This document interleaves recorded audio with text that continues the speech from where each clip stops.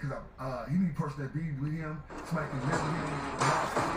Like I see you saying, he's schizophrenic. Is he kind of like a mental problem there with him? Like, when you realize his issue, like, yeah, like, he's gotta kind of look over, you know what I'm saying? But that's kind of fucked up, my nigga, to take advantage of you like that. And, you know what I'm saying? And do that to you.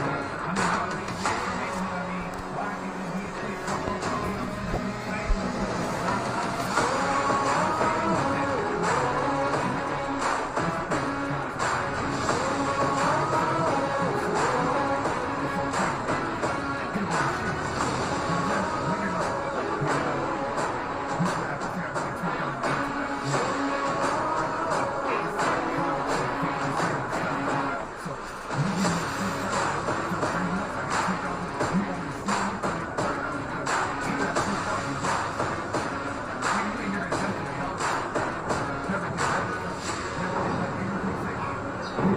Пиздует, пидорасов, пиздует.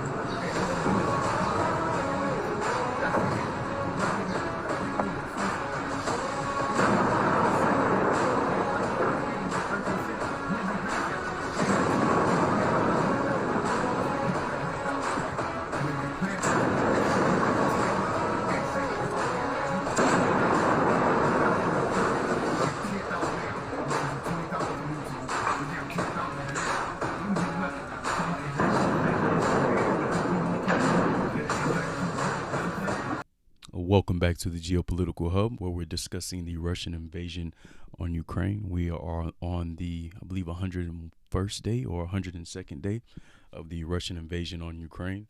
We have a lot to go over. A lot is happening down on the battleground or on the battlefield, as well as just in the world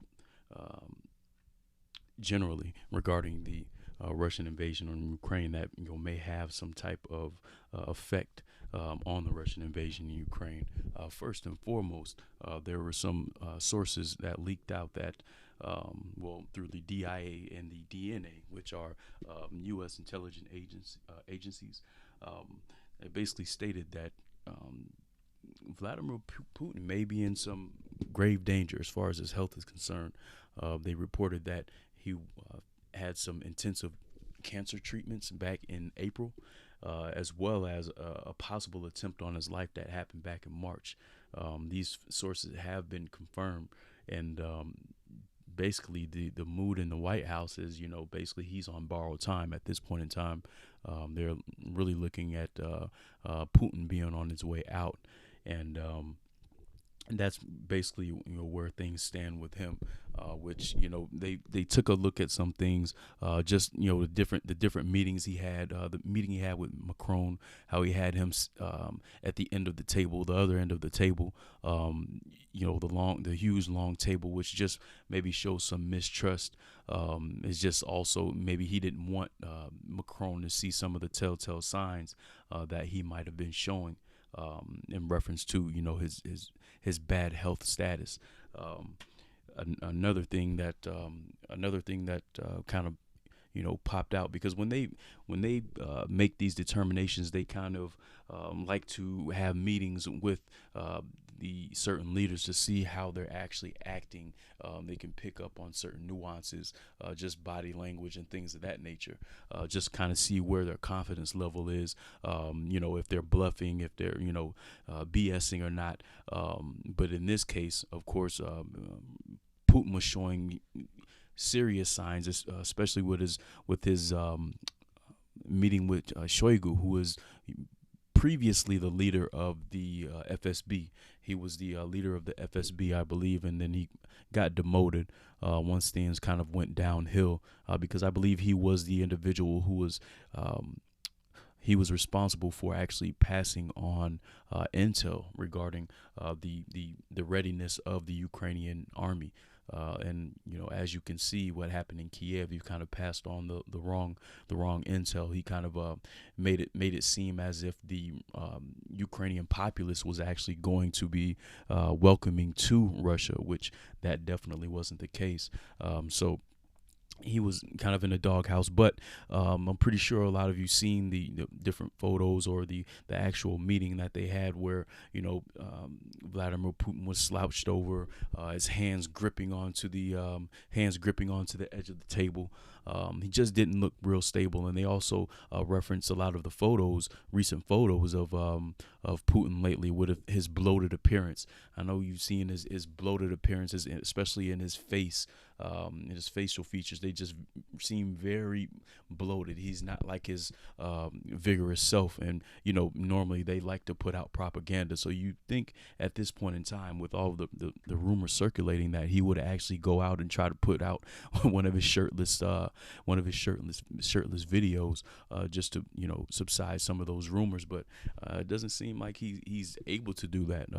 Normally that's Russian politics 101, is to show a face that's not your true face. But on to other things. What's pretty surprising is the EU is actually in talks with Belarus regarding possibly opening up an avenue in order for Ukrainian grain to be able to get through, since of course their ports are shut down due to the Russian blockade. There were some back and forth negotiations between Turkey on trying to open up those ports. Where that's went, I'm not quite sure, but it's very surprising to see that the EU is actually negotiating with Belarus. And with Belarus doing this, it's you wonder where do things stand with Belarus and Moscow, because Belarus, if they do this is basically going against the policies or the principles, or the game plan of Moscow, which is to basically denies hunger. That's basically what they're trying to do. Of course, there are headlines today that they actually blew up basically an import terminal. That's import terminal. I'm sorry, an import terminal in Mykolaiv. That's north of Kherson, right where that serious action is going on right about now in the southern regions of Ukraine. They actually blew up a huge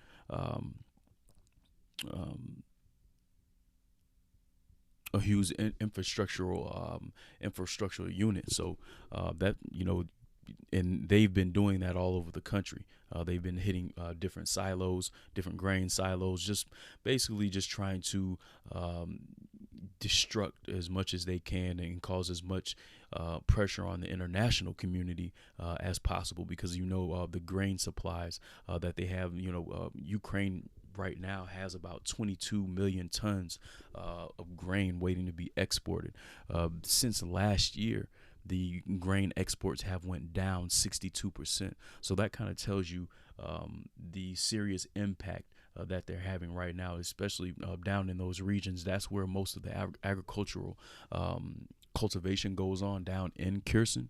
So with that being said, that it's really causing starting to cause a serious uptick in pleas from down in Africa and down in the Middle East and some other regions as well.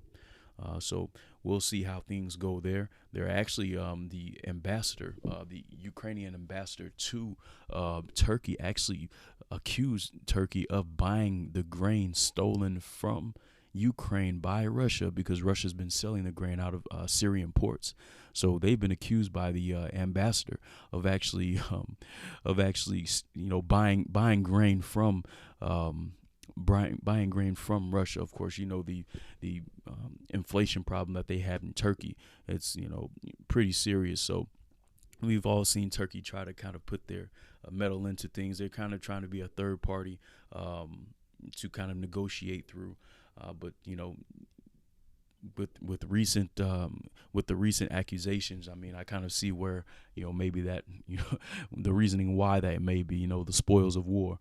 They can kind of poke their head in and kind of reap what they can sow, or benefit where they can. And actually, in recent developments, we have Sergei Lavrov actually was supposed to go to Serbia to meet. This is a pretty funny development that just happened recently. Sergei Lavrov was supposed to go to Serbia to meet in Belgrade. Of course, we know that Belgrade and Moscow are allies at this point in time. Um, but what happened was the countries of Montenegro, Northern Macedonia, as well as Bulgaria, um, they actually blocked any type of air traffic from Russia and any type of air traffic for Lavrov.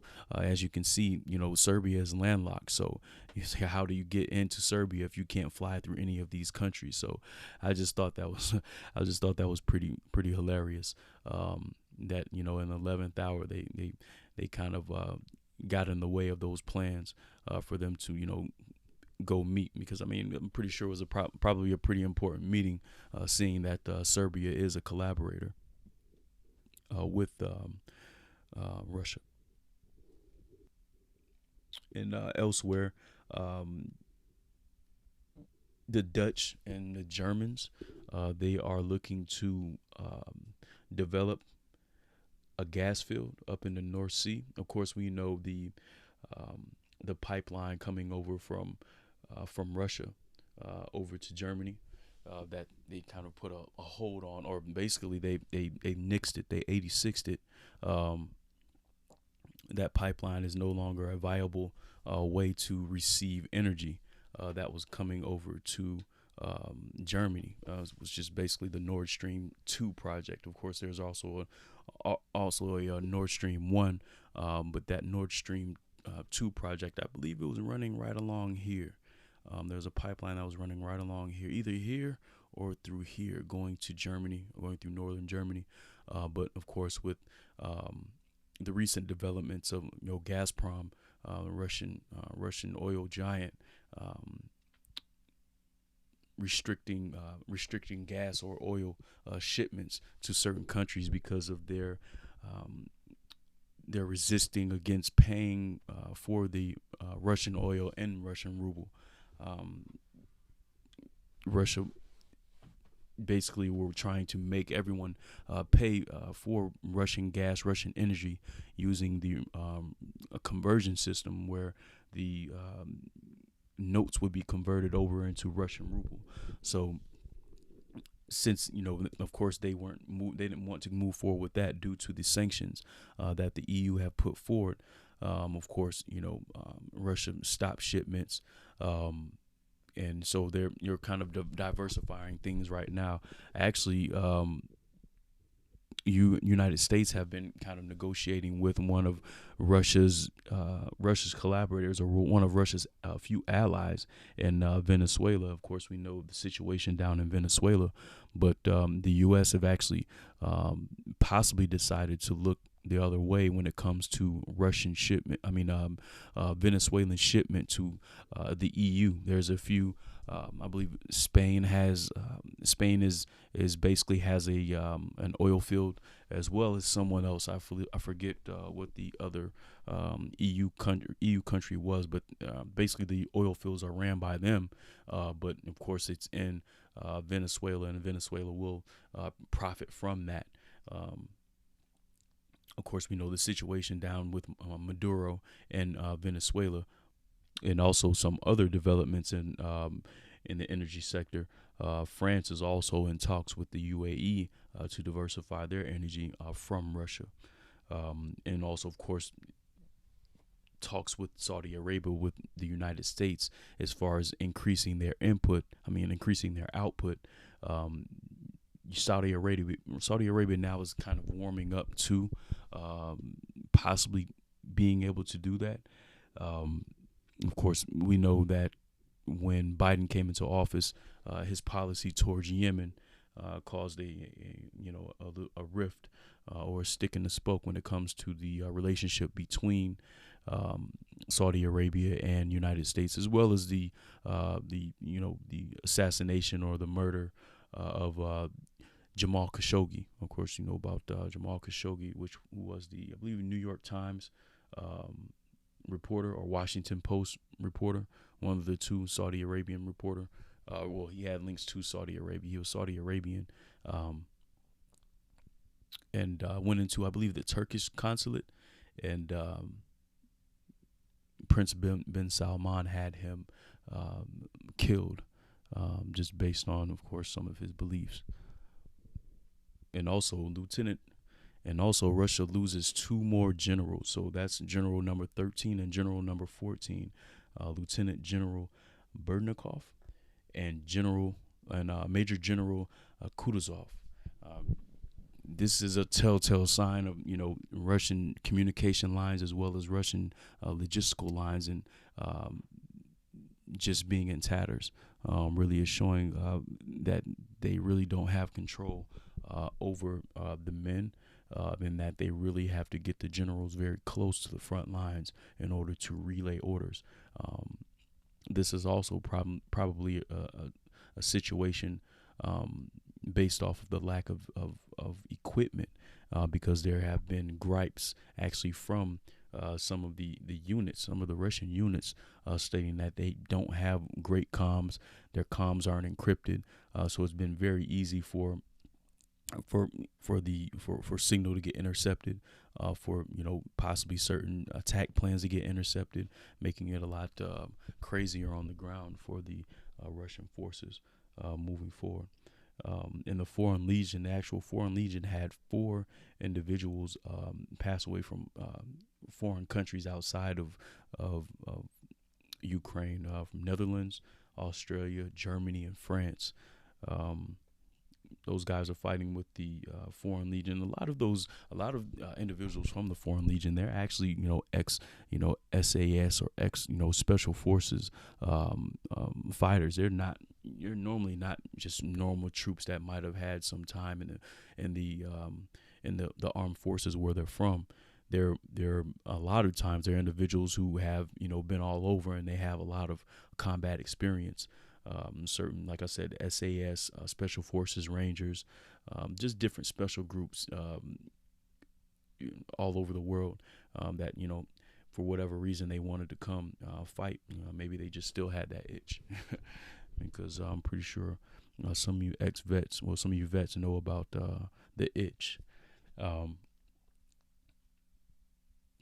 Also, Spain as well as Greece, they have gotten packages together. Spain is actually wanting to send over some anti-aircraft missiles, surface-to-air missiles, as well as Leopard tanks. Of course, we know there were talks about Germany sending over Leopard tanks, because there are certain countries that have those tanks, but since they were manufactured in Germany, they have to have authorization for them to be able to send those tanks over to Ukraine. So since Germany has restricted a few countries, so it's not really optimal, but Spain has said that they do have Leopard tanks that they are willing and able to ship over to Ukraine, as well as Greece providing 122 armored personnel carriers and 17,000 artillery shells and 20,000 AK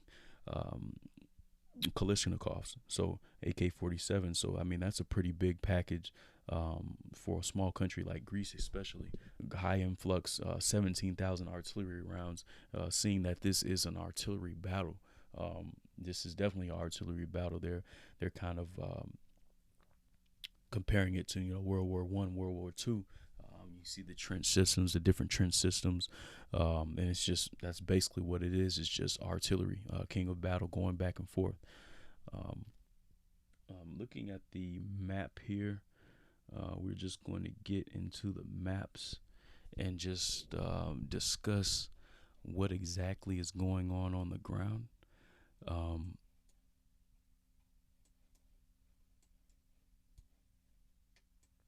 don't want to go over there. All right, so this is basically where we'll start all the time, essentially. Just go clockwise. Same thing, Sumy. It's basically the same situation in northern Kharkiv. Nothing changed in northern Kharkiv. There's still Ukraine still has a hold over here on the eastern side of this Severodonetsk River, right along this strip, coming from Bahavka to Katimya. That's basically where they are at this point in time. They're still battling for this area here, still back and forth in Terra Nova. Nothing really changed from that point. Going down into Izium, now there were some reports. There were some recent reports about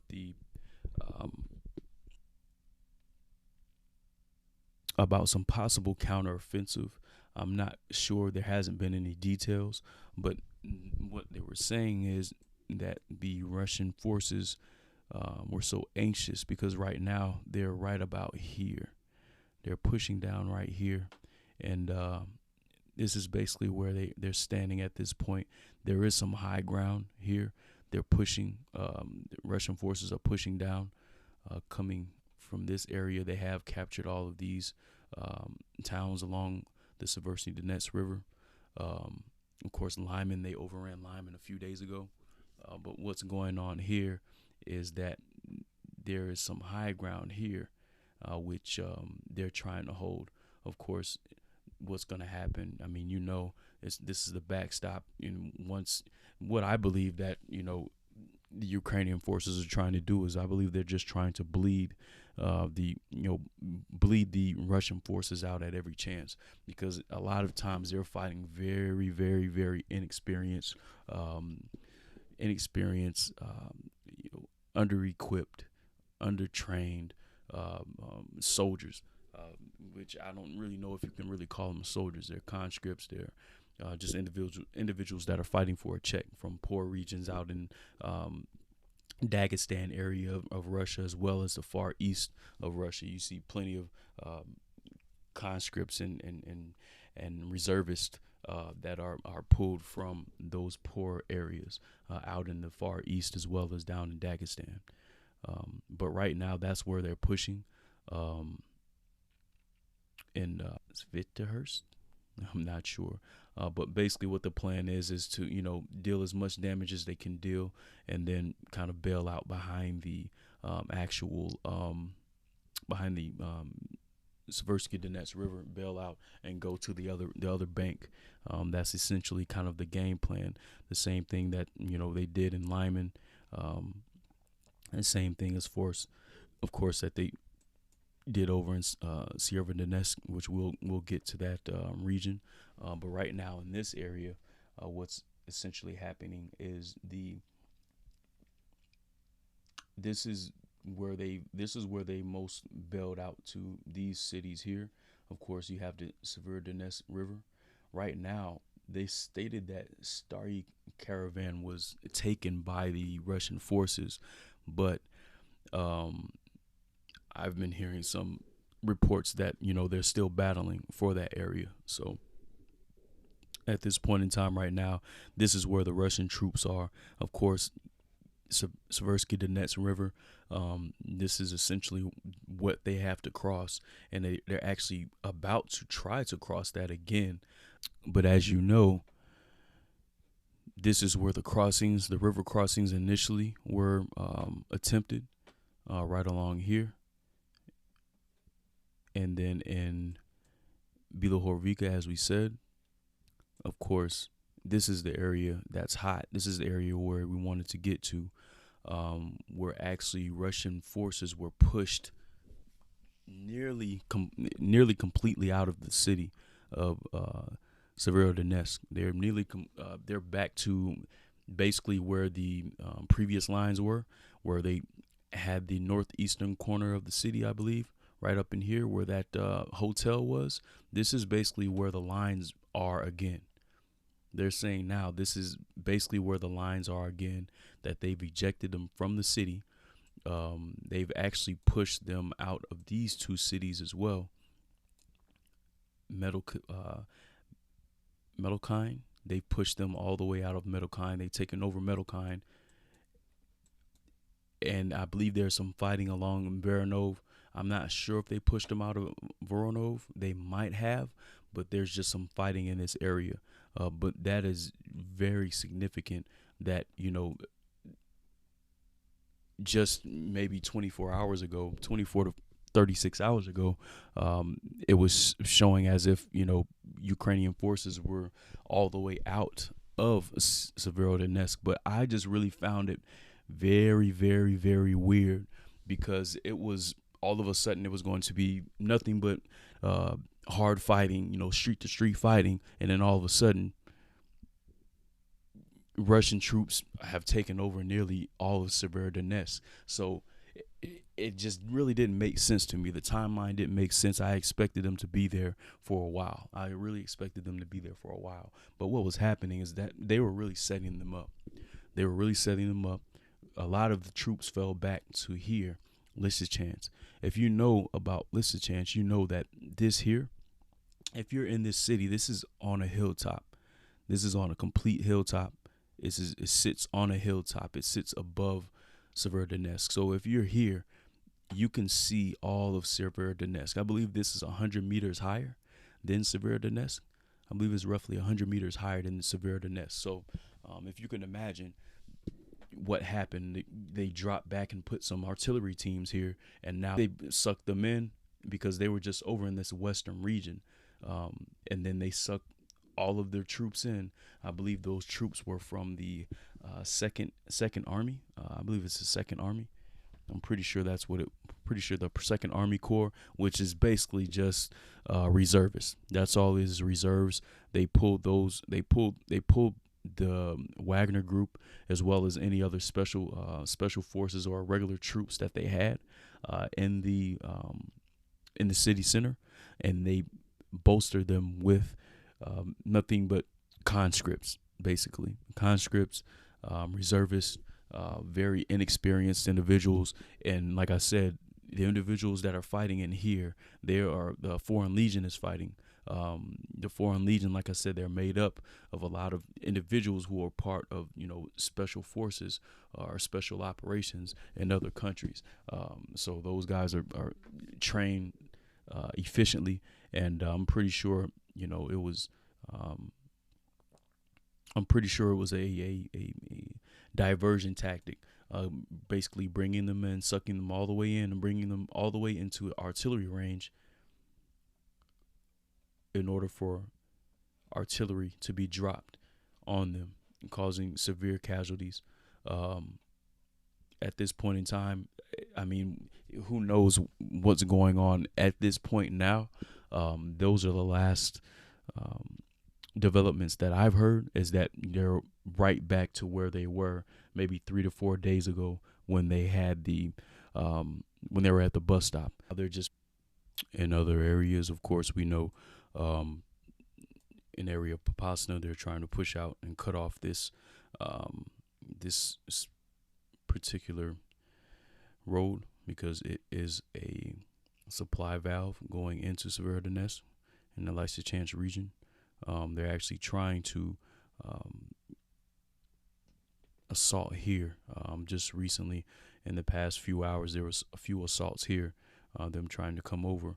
They actually stated that the general had up until the 10th of June to either have this encircled or at least take the road. So just expecting some very high pressure there, just due to the pressure that's been put on that particular general to get things done. There were some reports that they were trying to resupply, well, that they were resupplying with about 20 pieces of equipment coming towards Bakhmut, because they are trying to assault along this road here. As we talked about the other day, they are trying to assault along this road here. And that assault is taking place at this point in time now. So when you come over here, hasn't been much going on. Like I said, it's a lot of fighting, but there hasn't been much movement. I know in Makivka there was 60 soldiers that died, as well as a depot. Ammo depot and a command post here were blown up the other day by Ukrainian forces. But for the most part, this is basically where things has been sitting for a while now. There hasn't been much movement anywhere in this area between kind of between New York and Horlivka and Donetsk. Um, a lot of, like I said, there's been a lot of fighting here in Avdiivka, but for the most part, it's just been a stalemate there. There's been a little bit going on over in this region. Hayopol and Poloi will actually run some tape here. Actually blew up a huge base, which I'll show you footage of that just shortly. And they blew up a huge base here in this city here. There's firing all along this line. As we talked about before, there was a buildup of vehicles here, roughly 120 vehicles, 120 tanks. Those were dispersed out. There was also a dispersal that happened over in Kherson region. We'll talk about that in a little. But of course, Melitopol. There's, this is, as we spoke of before, this has been taken for a while. But they stated that within the past 3 weeks, actually 70 Russians have died as a result of the resistance.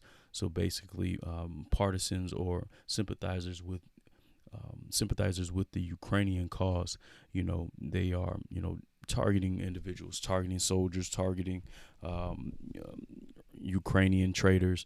And I'll show you some pictures basically that are posted everywhere. I'll show you some of those just to kind of give you an inclination of the atmosphere that they're in over there and the resistance that they're putting up.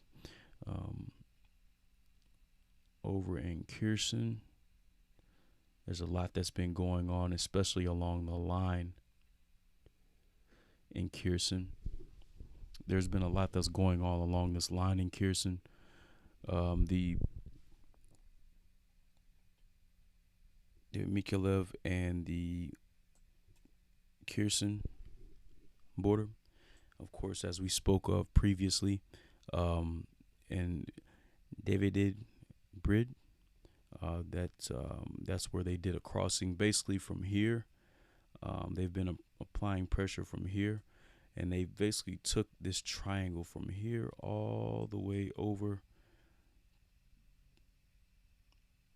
and down here, and they've actually taken Kostroma as well, and they've confirmed that this is Ukrainian held as well just recently.